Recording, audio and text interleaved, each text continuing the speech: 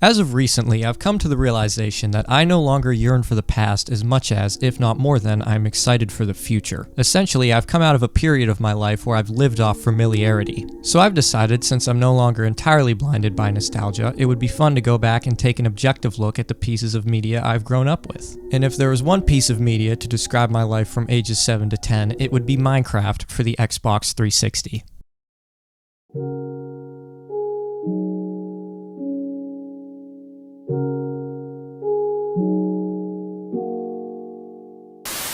If you're watching this, odds are you also grew up playing Minecraft, or you're my mom and you're trying to be supportive of my YouTube channel. Regardless, everyone has already heard nearly all there is to be said about the Xbox 360 or Legacy version of Minecraft. So we're going to put a spin on it and revisit the Legacy edition of Minecraft in VR. But let's get one thing straight first. It's going to be much easier to turn a modern version of Minecraft into the Legacy edition and then make it run in VR than it will be to just make the straight up Legacy edition of Minecraft run in VR. With that being said, I have two goals in mind for this project. Revisit my old Minecraft worlds through this new lens and beat the game legitimately, because I'm pretty sure I never actually did that in the Legacy Edition. So, to accomplish these goals and get the Legacy Edition of Minecraft running in VR, there are 3 steps we need to take. 1.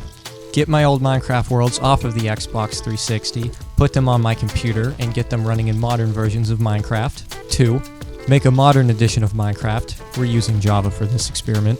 Look and function like the Legacy edition of Minecraft. And 3, get that same version of modern Minecraft to run in VR. If we accomplish those 3 things and get them working in unison, hopefully we'll be able to accomplish our goal of experiencing Legacy Minecraft in VR. So step 1 was actually pretty straightforward. I just had to put the Xbox 360 Minecraft world data onto a USB flash drive, then plug it into my computer and run it through 2 pieces of software. It would have been a lot quicker, but I couldn't find the right version of the software I needed to download. And I looked everywhere for the download link for this right version until I found this video. Hello guys, what's up?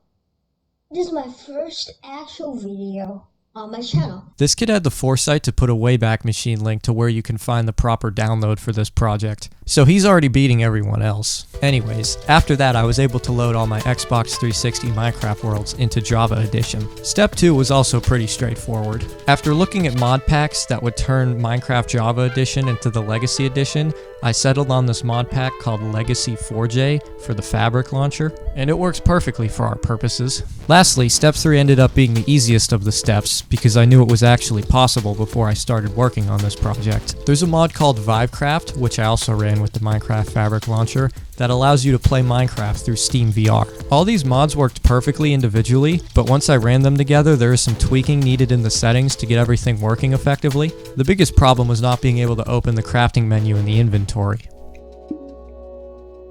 Okay, that's a problem. I can't open the inventory. The buttons for those options were unbound in the SteamVR menu.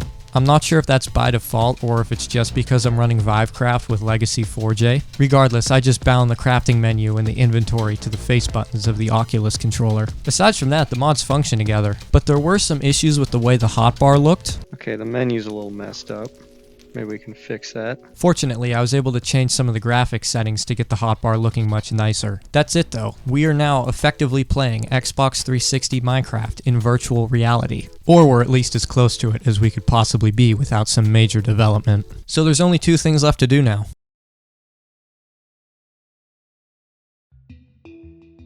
Imagine taking a walk through a world that you used to have a reoccurring dream about. A world that you've almost forgotten. That's what this feels like. Revisiting my old Minecraft worlds through this new lens is one of the strongest feelings of nostalgia I've ever had, combined with a tiny sense of exploration. It just feels warm to play Minecraft this way. I used to spend hours with my friends and siblings in Minecraft worlds on the Xbox 360, and this is the culmination of all of that. No, the worlds themselves really aren't anything special, or even well put together, but they're special to me. It's very much an about the journey, not the destination kind of situation. The special part of this is the memories I have of creating all these Minecraft worlds and structures, not just the worlds themselves. That's enough nostalgia though. The second goal I had for this project was to beat the game, and that was really so I could take a critical look at the Legacy edition of Minecraft and see if it's as good as most people claim. And I'm not gonna lie to you guys or stretch it out. Xbox 360 Minecraft is just better. As I said, I had two goals when I initially started this project. Explore my old Minecraft worlds through this new lens and beat the game. And after playing in this new, old Minecraft world, I have to say, I just don't feel compelled to beat the Ender Dragon. I mean, I gathered all the pearls and the blaze rods and everything I would realistically need to beat the boss fight, but I just don't want to.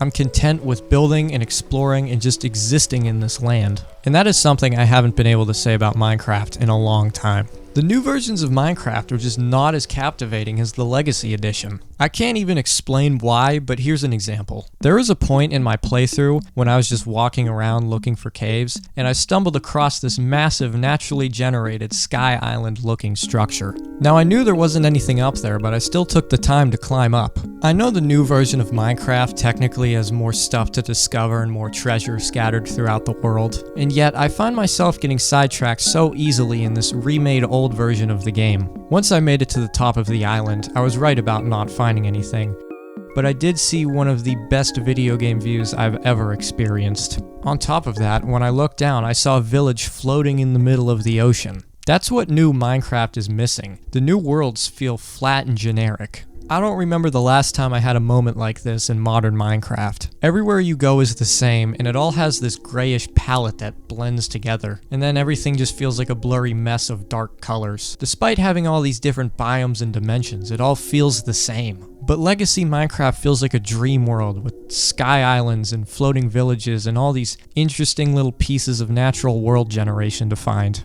I need to talk about the textures as well. Old Minecraft was vibrant. The grass was greener, the dirt was browner, the cobblestone was grayer in the render distance. I'm not sure what they changed about the fog system for, where your render distance ends, but it is so much better in the old game. I know the biggest argument against everything I'm saying is you only like it better because you grew up with it, and you're partially right. I'm nostalgic. But I think we need to give credit where credit's due. In old Minecraft, all these little factors that build up the game are what make it so great. They blend perfectly together to make this whole experience. Meanwhile, modern Minecraft feels like a bunch of single separate ideas thrown on top of that original Minecraft game in a way that doesn't blend well. Here's an example. The soundtrack. Everyone knows the C418 Minecraft soundtrack. It's the soundtrack of a generation. Subwoofer Lullaby was the 2010 song of the decade. That whole soundtrack complemented the game perfectly. It fit. It was simple enough that it didn't take your attention away from the game, yet it would complement what you were experiencing on the screen. And the songs would change connotation depending on the emotion you were feeling. None of these songs are explicitly sad or happy. They all exist in this middle ground that could lean either way depending on what you were feeling, which is directly related to your gameplay. That's why it was perfect. This album is the most justified addition to the Library of Congress. Now let's take a look at the new soundtrack. I'm going to use the track Watcher by Aaron Sheroff for this example. Let me be clear first. By no means is this a bad song.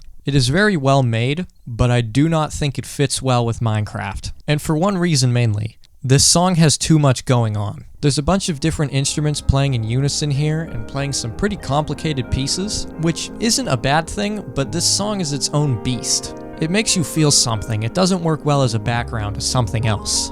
When listening to this track in-game, it feels like the gameplay has now become the background. This song doesn't exist in the middle ground like the C418 tracks do. This song has its own connotation regardless of what's happening in the game. You feel this song. Like you literally feel it. There is a lot of bass in this track.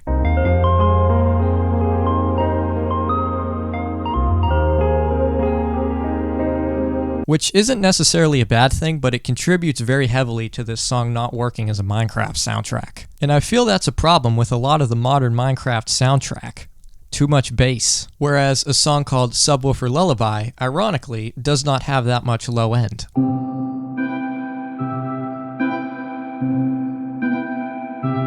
It lets the game be the bass. The soundtrack is just the layer over top. It's the frame for the game that lets you see the whole picture. Sometimes the frame accentuates the picture and makes it better, and sometimes you don't even notice it. Whereas that track Watcher puts an entire filter over the game, making it impossible to not notice it. Do you get where I'm coming from? That really illustrates my reasoning for why Legacy Minecraft is better than the modern editions of the game. Legacy Minecraft is this well-crafted blend of flavors that all work together with a little bit of intentional contrast to create this whole unified experience. It's one entity, and it doesn't really work without all of the components. It's simple, yet it's so rewarding. Meanwhile, modern Minecraft feels more like a Midwestern taco. All the parts that go into it are great ideas on their own, but once together in that tortilla, it just becomes a mess of clashing flavors with too much going on until everything just turns into this mush of blandness. That's my takeaway from experiencing Legacy Minecraft in VR. Wow, I really need to get those thoughts out.